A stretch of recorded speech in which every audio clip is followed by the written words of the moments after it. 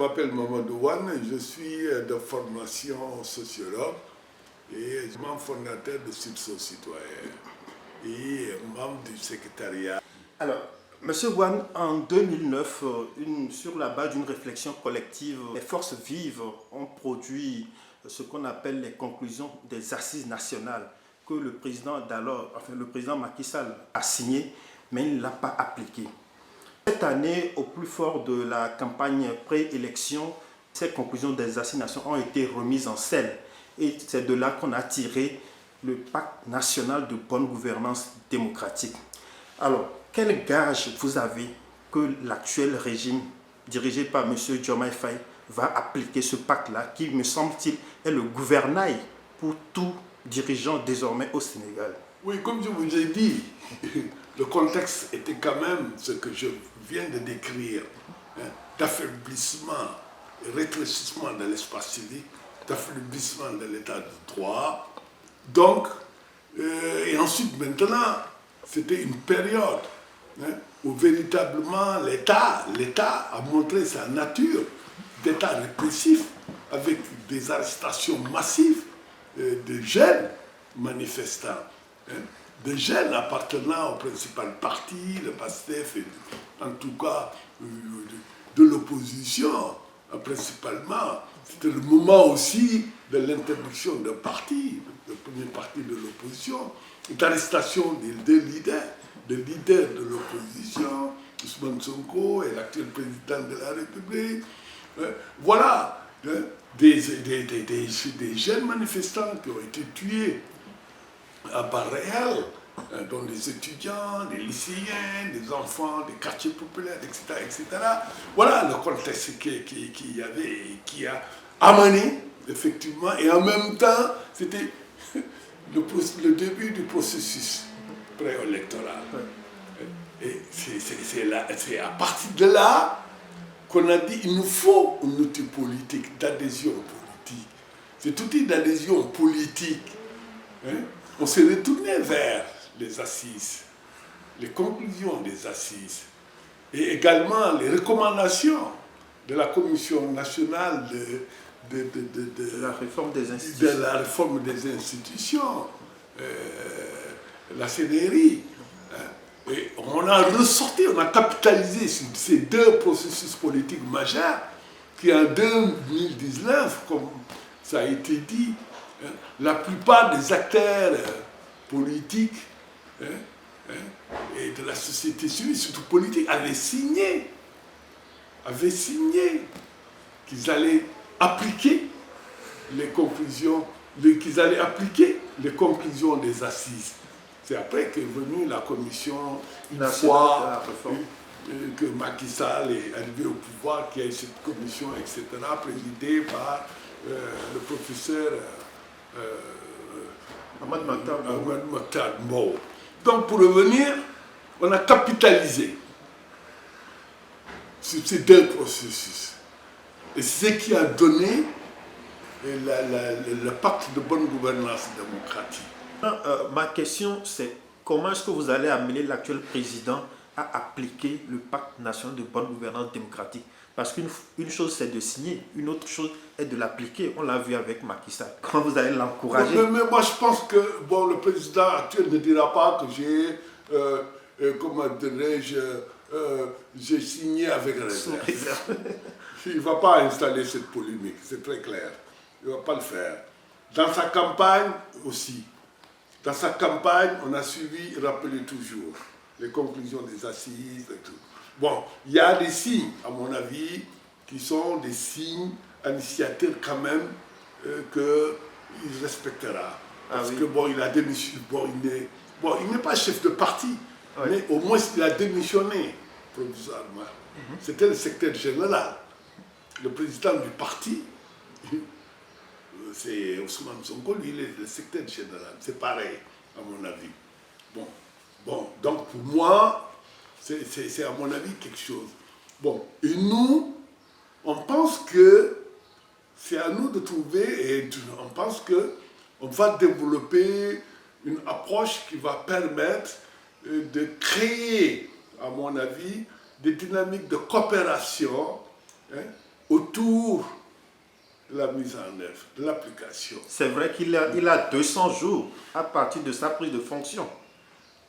Oui, Il a oui. 200 jours. Il y a un horizon temporel. C'est très clair qu'il y a un horizon temporel de 200 jours. Oui. De 200 jours. D'ici les 200 jours, c'est tout le paquet où c'est le début.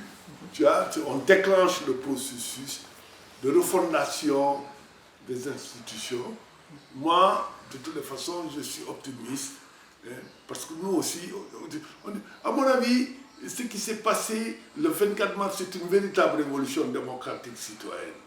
Le paradigme est changé. On ne va pas rester là, on attend, ils vont appliquer. Mais on va créer aussi, à mon avis, des dynamiques pour l'application. On va, à mon avis, nous développerons, comment dirais-je, des méthodes, etc., pour me faciliter. Nous jouons le rôle de facilitation, hein, pour l'application des recommandations, de l'application, comment dirais-je, du pacte. La mise en œuvre du pacte à travers ses axes prioritaires, et à travers aussi sa méthodologie. Parce qu'il y a une méthodologie. La méthodologie qui est privilégiée par le pacte, c'est une approche systémique. Si on veut faire des ruptures, il faut s'attaquer au système politique, au système de gouvernance politique. Et quand je dis gouvernance politique, c'est, à mon avis, inclusif. C'est le niveau État, c'est le niveau gouvernance d'État, c'est le niveau, et quand je dis gouvernance d'État, institutionnelle, politique, justice, etc., etc. Donc pour moi, c'est tout ça. C'est tout ça. Mettre l'éthique aussi au cœur de la gouvernance, c'est fondamental. Donc pour nous, on n'est pas là en position de donner des leçons, ou bien en disant oui, mais bon, voilà, vous avez des attaques. Non, on n'a pas ce truc-là, mais on est, à mon avis, comme on a conçu le pacte, on va accompagner aussi les tenants du pouvoir actuel à mettre en place toute une méthodologie de mise en œuvre du pacte. Mais vous restez très vigilant. Mais bien sûr qu'on va rester vigilant. Parce que je me dis qu'avec ce qui est arrivé avec le précédent régime de Macky Sall, lui, il a pu échapper. Oui, non, mais d'accord, mais on tirera la leçon aussi que peut-être on est resté à l'époque où, bon, on a laissé. On a laissé l'initiative, oui, tu as signé, bon, tu as dit, ouais, j'ai signé avec réserve ou pas, mais on n'a pas accompagné ça de dynamique. Et le pacte de bonne gouvernance démocratique repose essentiellement sur la réforme. La refondation, pas la réforme, la refondation des institutions de gouvernance d'État. Et en disant que le président de la République ne doit plus être chef de parti. Deux, il fallait équilibrer au niveau même de l'exécutif entre le pouvoir du président de la République et le pouvoir du Premier ministre pour fracturer un peu, fracturer carrément ce qu'on appelle l'hyper-présidentialisme, etc. Il y a d'autres propositions, comme la justice aussi. C'est véritablement, à mon avis, une des principales modalités de gouvernance dans un système démocratique. Il était important de mettre en place des mécanismes qui garantissent les libertés individuelles, les libertés collectives.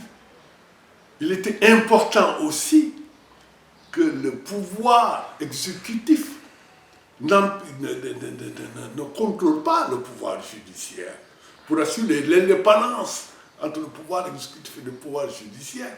Parce que c'est ça, à mon avis, ce qui garantit l'équilibre des institutions et l'indépendance de la justice, qui est, à mon avis, hégémonique.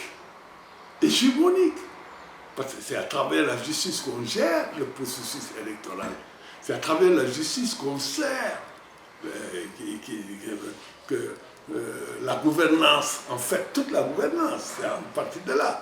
Donc, que le Conseil constitutionnel, qui est sous les ordres du président de la République, parce qu'il a la main sur la nomination, il contrôle l'affectation, la mobilité des magistrats et tout, il a la possibilité, le procureur de la République, le ministère, l'État, le président peut intervenir à travers le ministre de la Justice qui peut actionner le procureur, etc. Donc pour nous, il était important de faire ressortir ce qu'on appelle la nécessité d'avoir, par exemple, au lieu d'un conseil constitutionnel qui se déclare tout le temps incompétent et qui est sous les ordres, qui peut être manipulé par le président de la République, de venir à ce qu'on appelle la Cour constitutionnelle, qui, à mon avis, est beaucoup plus équilibrée, et le président a moins de prise, même s'il nomme une partie, l'Assemblée, une autre partie, le Conseil de la magistrature, le Conseil supérieur de la magistrature également, dont le président siège, et le président du Conseil de la magistrature, il faut sortir le président du Conseil supérieur de la magistrature.